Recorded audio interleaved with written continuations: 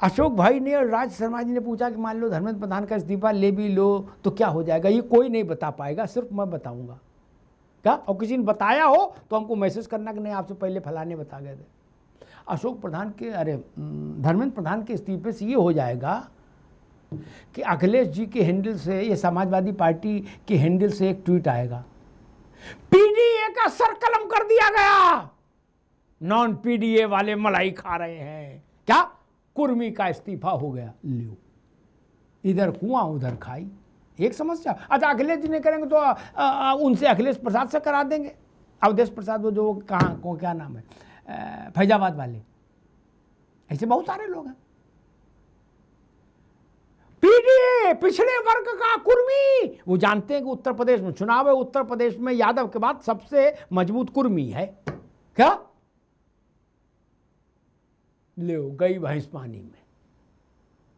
वो भी tweet type किया हुआ रखा कि अगर प्रधान हट जाए तो तुरंत कहो कुर्मियों सावधान, और 4 ठाकुर बामनों का नाम दे दो कि फलाने फलाने नहीं हटाए गए, वो आइसक्रीम चोरी में पकड़े गए थे लेकिन धर्मेंद्र प्रधान की बलि ले ली। लो भैया, कर लो बात। क्या? अच्छा, प्रधान जी का थोड़ा नीला कलर है भी, वैसे भी परसेप्शन वाइज भी नीलवर्ण है। यूजीसी वाले मामले में लोगों तक ये मैसेज गया ही तक भाई प्रधान अड़े है। ब्राह्मण ठाकुर प्रधान के खिलाफ था, लेकिन जो पिछड़ा था वो प्रधान के पीछे लामबंद था। तब अखिलेश जी को भी समस्या थी, राहुल गांधी को भी समस्या थी कि यार ये पिछड़ों का नेता हो जाएगा इतना बड़ा, तो पिछड़ा अब उनको नेता मानने से तो भूल नहीं जाएगा भैया। वो कहेगा ये आदमी, इसने पूरे ब्राह्मण ठाकुर बनिया कायस्थों से मोर्चा लिया, यूजीसी में ऐसा विचित्र नियम लागू कर दिया कि पूरे संघ परिवार का गले में सांस रुक गई। ये आदमी जोरदार है। और तब नहीं हटे यादव जी, धर्मेंद्र प्रधान, तो अब हट जाएंगे काकरोच के कहने से। तू डाल डाल मैं पात पात।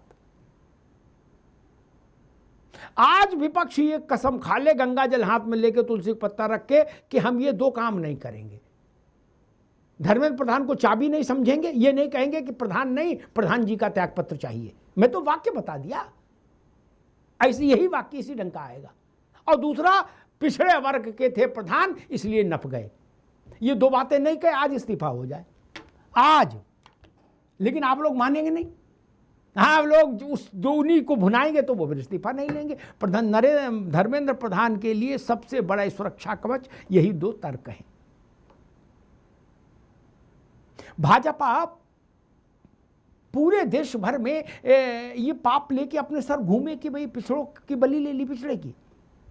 बोले निर्मला सीतारमण बामन है, उनको नहीं हटाया, सरदार जी को नहीं हटाया, फलाने को नहीं हटाया, टिकाने को नहीं हटाया। और वो टेनी राज शर्मा जी तुरंत कहेंगे इनके बगल का मामला है, बरेली लखीमपुर ज्यादा दूर नहीं। क्या? ये कहेंगे जिसने थार चढ़ा दी उसका कुछ नहीं हुआ। क्यों नहीं हुआ? क्योंकि ब्राह्मण था, पिछड़ा नप गया। हाहाकार। क्या? देखो राज भाई भी मुस्कुरा रहे हैं, इनके दिमाग में ना हो अब आ गया था, अभी तुरंत अजय राग बताएंगे कि तैयारी रखो, तुरंत लखीमपुर चलेंगे हैं और ब्राह्मण पिछड़े में लड़ाई करा देंगे। वैसा भैया ये भी रोटी खाते में बार बार यही कह रहा हूं। एक चीज मैं और कहूं, मैं इन चीजों से कभी गंभीर बात कर प्रभावित नहीं होता कि 10 करोड़ का हर्जाना, कि 100 करोड़ का हर्जाना, कि 20 साल की सजा, कि 10 साल की सजा। ये सब बुद्धि विलास है पवन जी ना। क्या है? बुद्धि विलास। पहले जब कानून और सख्त हुआ था तो भी कहा गया था इतना सख्त हो गया किसी माई के लाल की औकात नहीं होगी। इतनी औकातें हुई क्या? राजस्थान में गांव में इतने प्रतिभाशाली हो गए, एक एक घर में 6-6 नीट क्वालिफाई डॉक्टर बन रहे लड़के लड़कियां। उनको नहीं पता था कानून बहुत सख्त हो गया, पता था कानून ठेंगे पे है। किसी की गोली मार के हत्या करोगे राज शर्मा जी तो फांसी और उम्र कैद है ना, इससे बड़ा तो कोई दंड भारत में है नहीं। क्या कत्ल बंद हो गया? नहीं ना, बोले हम निपट लेंगे, लेकिन गोली मारेंगे सीने पर चढ़ के। बच्चों के विरुद्ध यौन अपराध भारत में सबसे कठिन कानूनों में से एक है कि नहीं है? पवन जी बोलो, आप तो लिखने पढ़ने वाले आदमी हो, है ना? रुक गए? नहीं ना। निर्भया के बाद देश ने क्राइम अगेंस्ट वुमन में पूरे वर्ल्ड विश्व में सबसे कठिन कानून बनाया। पूरे विश्व में इतना कठिन कानून नहीं। क्या रुक गए महिलाओं के विरुद्ध अत्याचार? अरे बस में, ट्रेन में, मेट्रो में, सेक्टरों में, सड़क पर, दाएं में, बाएं में, सब हो रहा कि नहीं हो रहा? रुक गए। इसलिए मैं इनसे प्रभावित नहीं होता कि ना नहीं आज रसमलाई लाओ, लड्डू बांटो, कानून सख्त हो गया। अरे कुछ नहीं यार, लागू जिनको करना है उनका चरित्र देखो। और एक बड़ी बात कहूं, आप लोगों को पूरी छूट है आंदोलन करने की, उनको पूरी छूट है लठ बजाने की, ठीक, इसमें कोई दिक्कत नहीं। लेकिन एक नई बात कहता हूं, धर्मेंद्र प्रधान को हटा के XYZ किसी को बना दो, ठीक, मोदी जी को हटा के किसी को प्रधानमंत्री बना दो। सीकर के गांव में जो सेंटर पड़ेगा वहां प्रधानमंत्री और शिक्षा मंत्री जाएंगे पेपर बांटने? नहीं ना। और अगर आप कहोगे नहीं हम कर लेंगे, तो आप तो जवाहरलाल नेहरू की समझ से लेके आज तक नहीं कर पाए। कोई कदाचार मुक्त परीक्षा तो कोई करा ही नहीं पाया। नंबर ऐसे बटे जैसे खीर मोहन प्रसाद। गलत कह रहा हूं क्या?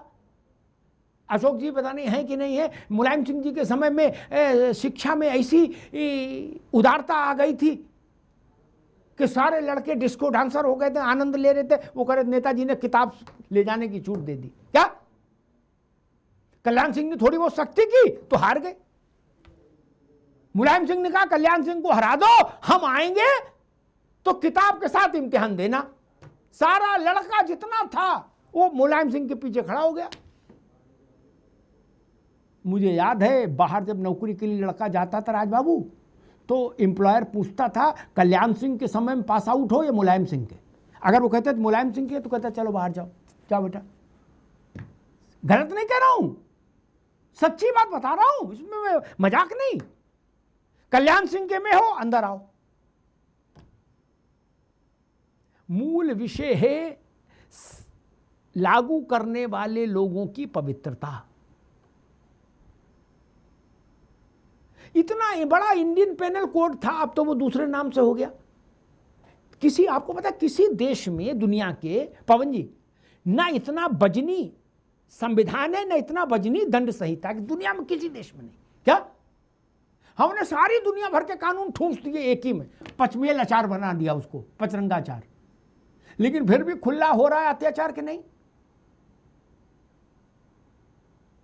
कानून तो तब भी थे। मुझे एक बात याद आती है, अभी कहीं फूलन देवी की चर्चा हो रही थी तो मुझे याद आ गई वो बात। एक बार फूलन ने मुझसे कहा, बहुत कारुणिक बात है राज भाई, आंसू आ जाएं। फूलन ने मुझसे कहा कि भैया जिस चीज को आप लोग बलात्कार और रेप बोलते हो ना,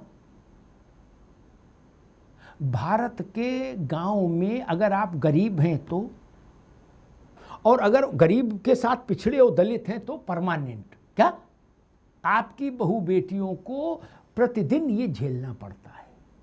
बोले समर्थ लोग आप उनकी बहू बेटियों को प्रॉपर्टी समझते हैं। ये फूलन ने मुझसे कहा था। फिर उसने अपनी किस कहानी बताई थी, उस कहानी को यहां नहीं दोहराऊंगा। क्या बचपने से उसके साथ क्या हुआ,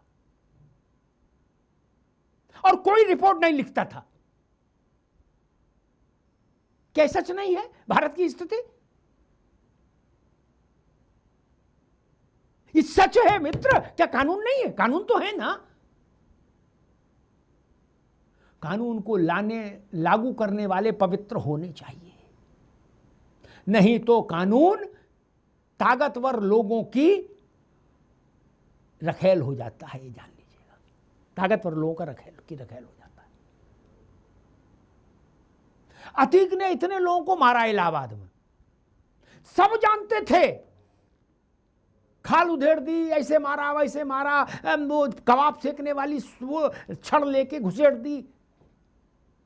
कभी पुलिस ने, उत्तर प्रदेश की पुलिस ने, अशोक यादव जी, अतीक और अशरफ का नाम नहीं लिखा।